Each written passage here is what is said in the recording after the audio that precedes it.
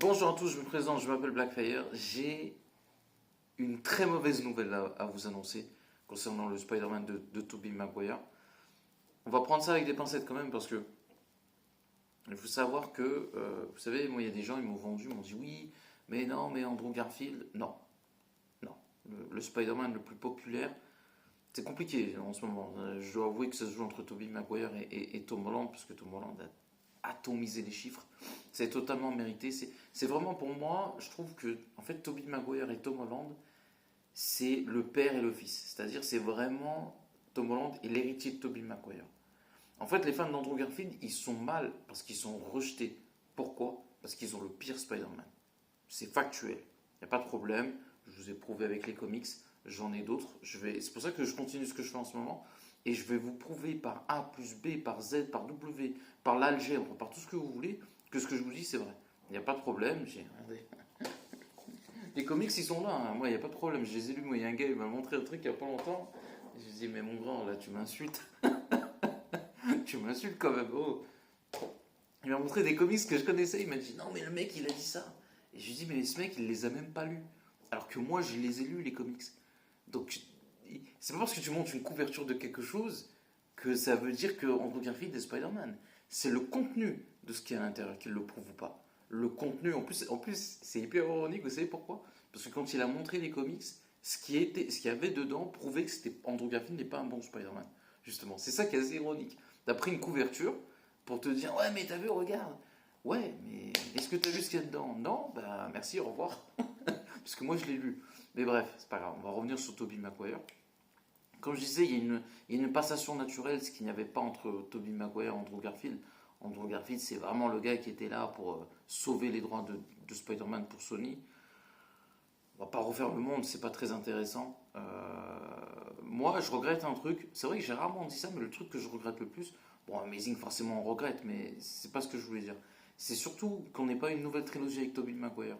Parce que sincèrement, hein, je sais ce qu'ils allaient faire. Hein. Je vous jure, hein, je vous jure. Hein. Ni Andrew Garfield, bah lui encore moins. Mais alors, même Tom Holland, il n'aurait pas pu faire mieux avec la trilogie qu'ils ont fait. Tellement c'était incroyable. Il y avait le Vautour, Black Cat, Electro, Mysterio, le Super Bouffon, Scorpion, Morbius, le Rhino, Shocker. Je parle sur une trilogie, hein, on est d'accord. Black Cat, si j'ai oublié. Peter, je crois, devait avoir des enfants. Non, ça avait l'air incroyable. Incroyable. J'ai même vu des images vous savez, des storyboards mis en réalité. C'était incroyable. C'était hors catégorie. Hors catégorie. Pour revenir sur Tobey Maguire, apparemment, on va prendre ça avec des pincettes, parce que comme je vous ai dit, j'ai toujours eu énormément d'informations sur Spider-Man et surtout sur Tobey Maguire. Et c'est compliqué. Je vais vous expliquer pourquoi. Parce qu'en fait, il y a le scénariste de Batman qui a relancé quelque chose chez Sony en disant, bah écoutez, moi j'ai une idée pour faire un Spider-Man 4. Surtout que c'est un excellent scénariste qui a fait Batman la première partie et qui fait aussi la deuxième.